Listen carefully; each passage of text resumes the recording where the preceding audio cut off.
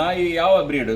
ನಾನು ಹೇಳಿದೆ bread ಯಾವುದಲ್ಲ, local. But ನಾನು ವ್ಯಾಲ್ಯೂವನ್ನು ಹಿಡಿದದ್ದು ನಾಯಿಯ ಮೇಲೆ, ನಾಯಿಯ ರೇಟ್ ಅಲ್ಲ ಹಿಡಿದದ್ದು, ನಾಯಿ ಮೇಲೆ ಇರುವಂಥ ಪ್ರೀತಿ. ಅದು 50,000 ಅಲ್ಲ, ಕೆಲವು ಲಕ್ಷವೂ ಇರ್ಬೋದು ನನಗೆ.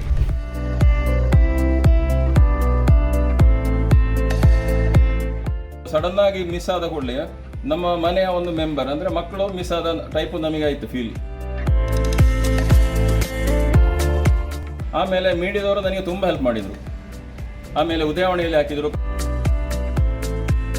ಹಾಗೆ ಆದಿತ್ಯವಾರ ಬೆಳಿಗ್ಗೆ ಬರುವಾಗ ನಮ್ಮ ತೋಟದಲ್ಲಿ ಓಡಾಡ್ತಿತ್ತು ಆಚೆ ಈಚೆ.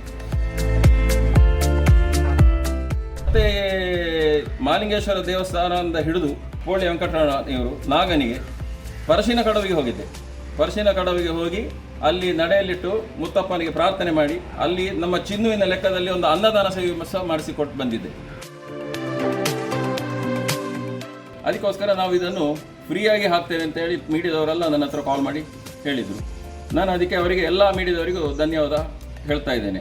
ದಕ್ಷಿಣ ಕನ್ನಡ ಜಿಲ್ಲೆಯ ಪುತ್ತೂರಿನ ಶ್ವಾನ ಪ್ರೇಮಿಯೊಬ್ಬರು ನಾಪತ್ತೆಯಾಗಿದ್ದ ತಮ್ಮ ಮನೆಯ ದೇಸಿ ನಾಯಿಯನ್ನ ಪತ್ತೆ ಮಾಡಿದ ವ್ಯಕ್ತಿಗೆ 50,000 ರೂಪಾಯಿ ಬಹುಮಾನ ನೀಡಿದ್ದಾರೆ.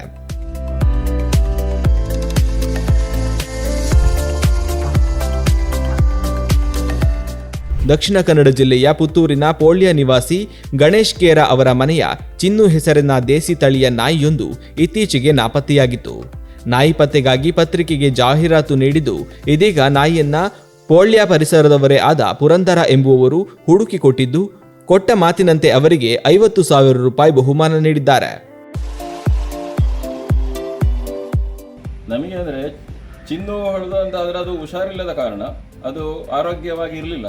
ಹಾಗಾಗಿ ಅದರ ಮೇಲೆ ಪ್ರೀತಿ ಅದರ ಜಾಸ್ತಿ ಆಯಿತು. ನಮಗೆ ಬೇರೆ ನಾಯಿಗಳ ಮೇಲೆಯೂ ಪ್ರೀತಿ ಉಂಟು, ಇಲ್ಲ ಅಂತಲ್ಲ. ಬಟ್ ಇದನ್ನು ನಾವು ಮಕ್ಕಳಾಗಿ ನೋಡ್ತಾ ಇದ್ದೆವು ನಮ್ಮ ಮನೆಯೊಳಗೆ ಇಟ್ಕೊಂಡು. ಹಾಗಾಗಿ ಏನಾಯ್ತು ಅಂದರೆ ಅದು ಸಡನ್ನಾಗಿ ಮಿಸ್ ಆದ ಕೂಡಲೇ ನಮ್ಮ ಮನೆಯ ಒಂದು ಮೆಂಬರ್, ಅಂದರೆ ಮಕ್ಕಳು ಮಿಸ್ ಆದ ಟೈಪು ನಮಗೆ ಆಯಿತು ಫೀಲ್. ಹಾಗಾಗಿ ಅನೌನ್ಸ್ ಮಾಡಿದೆ. ನಾನು ಫಸ್ಟ್ ನನ್ನ ವಾಟ್ಸಪ್ಪಲ್ಲಿ ಕಳಿಸಿದೆ, ವಾಟ್ಸಪ್ಪಲ್ಲಿ ಎಲ್ಲ ಕಡೆ ಹಾಕಿದೆ, ನನ್ನ ಫ್ರೆಂಡ್ಸ್ಗಳಿಗೆ ಕಳಿಸಿದೆ.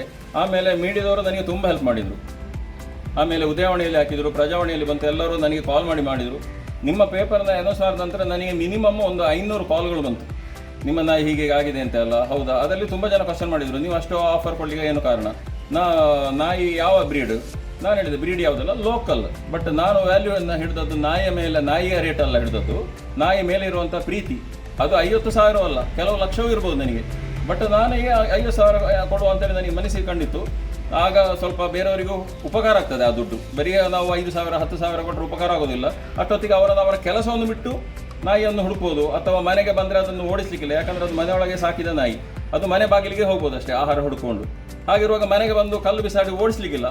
ಇದು ಹಾಗಿದ್ರೆ ಕೇರದವರದ್ದಾಗಿರ್ಬೋದು, ನಾಯಿ ಚಿನ್ನು ಆಗಿರ್ಬೋದು, ನೋಡುವ ಅಂತೇಳಿ ನನಗೆ ಕಾಲ್ ಮಾಡ್ಬೋದು ಅಂತ ಹೇಳೋ ದೃಷ್ಟಿಯಿಂದ ನಾನು ಅದನ್ನು ಆ 50,000 ಆಫರ್ ಹಾಕಿದ್ದು. ಮತ್ತು ಯಾರಿಗೂ ಅದನ್ನು ಆ 50,000ದಲ್ಲಿ ಈಗ ಕೊಟ್ಟು ಅದೆಲ್ಲ ನಾಯಿಗಳವರು ಹುಡುಕುವಾಗ ಹೋಗಲಿ ಅಂತ ಹೇಳೋ ದೃಷ್ಟಿಯಿಂದ ಅಲ್ಲ. ಬಟ್ ಮನೆಗೆ ಹೋದ ನಾಯಿಯನ್ನು ಯಾರು ಓಡಿಸಬಾರದು ಅಂತ ದೃಷ್ಟಿಯಿಂದ ನಾನು ಇಲ್ಲಿ ಹೇಳ್ತಾ ಇದ್ದೆ. ಅದು ಮನೆಗೆ ಹೋಗ್ಬೋದು ಅಷ್ಟೇ, ಬಟ್ ಓಡಿಸ್ತಾರೆ.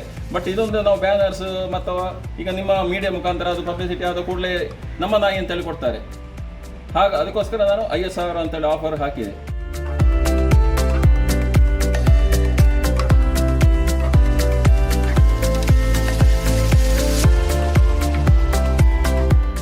ನಾಯಿ ನಿನ್ನೆ ಬೆಳಿಗ್ಗೆ ಆದಿತ್ಯವಾರ ಬೆಳಿಗ್ಗೆ ಸಿಕ್ಕಿದ್ದು. ಎಲ್ಲಿತ್ತು ಅದು? ಅದು ನಮ್ಮ ಮನೆಯ ತೋಟದಲ್ಲಿ.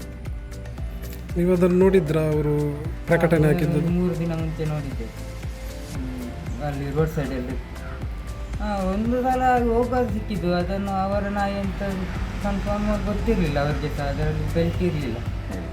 ಹಾಗಾಗಿ ಅದು ಅವರ ಡೌಟಲ್ಲಿತ್ತು ರಾತ್ರಿ. ಹಾಗೆ ಆದಿತ್ಯವಾರ ಬೆಳಿಗ್ಗೆ ಬರುವಾಗ ನಮ್ಮ ತೋಟದಲ್ಲಿ ಓಡಾಡ್ತಿತ್ತು ಆಚೆ ಈಚೆ.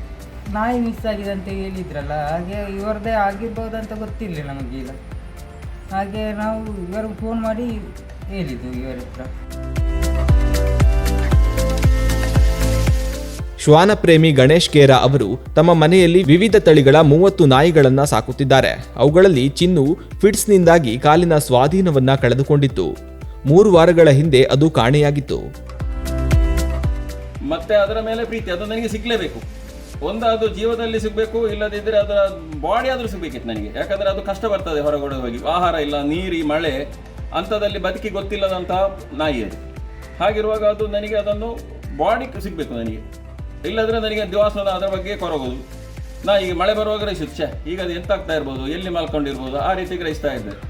ಬಟ್ ನನಗೆ ತುಂಬ ಹೆಲ್ಪ್ ಮಾಡಿದರು. ಮತ್ತು ಮಾಲಿಂಗೇಶ್ವರ ದೇವಸ್ಥಾನದಿಂದ ಹಿಡಿದು ನಾನು ಈಗ ಹೋಗಿ ಬಂದೆ ಅಲ್ಲಿಗೆ. ನಮ್ಮ ಪೋಳಿ ವೆಂಕಟರಮಣ ಇವರು ನಾಗನಿಗೆ ಪರಶಿನ ಕಡವಿಗೆ ಹೋಗಿದ್ದೆ. ಪರಶಿನ ಕಡವಿಗೆ ಹೋಗಿ ಅಲ್ಲಿ ನಡೆಯಲ್ಲಿಟ್ಟು ಮುತ್ತಪ್ಪನಿಗೆ ಪ್ರಾರ್ಥನೆ ಮಾಡಿ ಅಲ್ಲಿ ನಮ್ಮ ಚಿನ್ನುವಿನ ಲೆಕ್ಕದಲ್ಲಿ ಒಂದು ಅನ್ನದಾನ ಸೇವೆ ಸಹ ಮಾಡಿಸಿಕೊಟ್ಟು ಬಂದಿದ್ದೆ. ಹಾಗೆ ನಮ್ಮ ಗ್ರಾಮ ದೇವಸ್ಥಾನ, ನಮ್ಮದು ಊರು ನೀರ್ಸ್ಟಾಲ್ ಬಜಿರ್ಕ, ಅಲ್ಲಿ ಪೆರಡಾಲದಲ್ಲಿ ಕುಟ್ಟಿಚಾತನ್ ಅಂತ ಹೇಳಿ ತುಂಬ ಫೇಮಸ್. ಅವರು ನಮಗೆ ಬೇರೆ ಇಲ್ಲಿ ಕಳೆದು ಹೊತ್ತನ್ನು ಕೆಲವು ವರ್ಷದ ನಂತರ ನಮಗೆ ಚಿನ್ನವನ್ನು ಕೊಡಿಸಿದ್ದಾರೆ ಕುಟ್ಟಿಚಾತನ್. ಹಾಗೆ ಅವರಿಗೂ ಸಹ ಒಂದು ಹರಕೆಯನ್ನು ಹೇಳಿದ್ದೇನೆ. ನನಗೆ ಎಲ್ಲೆಲ್ಲ ನನಗೆ ದೇವರ ನಂಬಿಕೆ ಇರುವ ದೇವರುಗಳಿಗೆಲ್ಲ ಹರಿಕೆ ಮಧುರು ಮಹಾಗಣಪತಿಯಲ್ಲಿ ಸಹ ನಾನು ಕೇಳಿಕೊಂಡಿದ್ದೇನೆ.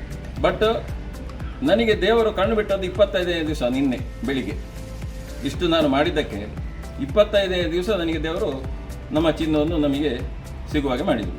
ಅದು ಸಹ ಪುರಂದರ ನಮ್ಮ ಹತ್ತಿರದವರು ನೆರೆಕಾರೆಯವರು ಯಾರೋ, ಅದನ್ನು ನಾನು ಹೇಳ್ತಾ ಇದ್ದೆ, ಕೆಲವರು ಅಂತ ಹೇಳಿದರು, ಯಾರೋ ಒಬ್ಬ ಶ್ರೀಮಂತನಿಗೆ ಆ ದುಡ್ಡು ಹೋಗಲಿಲ್ಲ, ಪಾಪ ಕೂಲಿ ಕೆಲಸ ಮಾಡ್ತಾ ಇದ್ದೇನೆ ಅಂತ ಹೇಳಿದರು, ಅಂಥ ವ್ಯಕ್ತಿಗೆ ಆ ದುಡ್ಡು ಹೋಯ್ತಲ್ಲ. ಅದು ಸಹ ಒಂದು ದೇವರ ಇದು ಇರ್ಬೋದು ಅದರಲ್ಲಿ ಮಹಿಮೆ ಅಂತ ಹೇಳಿ.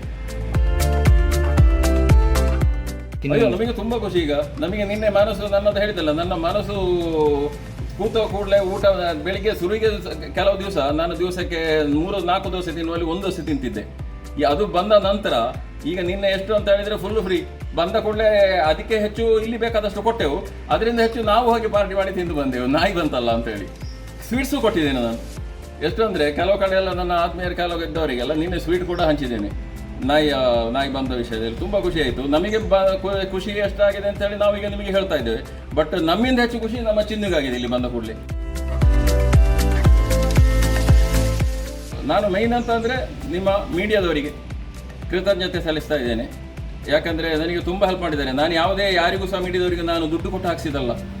ಬಟ್ ಎಲ್ಲರೂ ಸಹ ನನಗೆ ಕಾಲ್ ಮಾಡಿ ಹೇಳಿದರು, ನೀವು ನಮಗಾಗುವ ಹೆಲ್ಪ್ ನಿಮಗೆ ಮಾಡ್ತೇವೆ. ನಿಮ್ಮಂಥವರು ಇಲ್ಲಿ ನಮಗೆ ಸಾಧಾರಣ ಈ ಇಂಥ ನ್ಯೂಸ್ ಸಿಗುವವರು ನಿಮ್ಮಂಥವ ಒಂದು ಪ್ರಾಣಿಗಳ ಬಗ್ಗೆ ಹೃದಯ ವೈಶಾಲ್ಯ ಮರೆದವರ ಸಂಖ್ಯೆ ಬಹಳ ಕಡಿಮೆ. ಅದಕ್ಕೋಸ್ಕರ ನಾವು ಇದನ್ನು ಫ್ರೀಯಾಗಿ ಹಾಕ್ತೇವೆ ಅಂತೇಳಿ ಮೀಡಿಯಾದವರೆಲ್ಲ ನನ್ನ ಹತ್ರ ಕಾಲ್ ಮಾಡಿ ಹೇಳಿದರು. ನಾನು ಅದಕ್ಕೆ ಅವರಿಗೆ ಎಲ್ಲ ಮೀಡಿಯಾದವರಿಗೂ ಧನ್ಯವಾದ ಹೇಳ್ತಾ ಇದ್ದೇನೆ. ಇಂದು ಚಿನ್ನು ಮಾಲಕನ ಕೈ ಸೇರಿದೆ. ರಸ್ತೆ ಬದಿಯಲ್ಲಿ ಸಿಗುವ ನಾಯಿಗಳನ್ನ ಉಪಚರಿಸುತ್ತಿರುವ ಗಣೇಶ್ ಅವರಿಗೆ ಚಿನ್ನು ಕೂಡ ಇದೇ ರೀತಿ ಸಿಕ್ಕಿತ್ತು. ರಸ್ತೆ ಅಪಘಾತದಲ್ಲಿ ಗಾಯಗೊಂಡಿದ್ದ ಚಿನ್ನುವನ್ನ ಮನೆಗೆ ತಂದು ಆರೈಕೆ ಮಾಡಿ ಇವರು ಸಾಕಿದ್ದರು.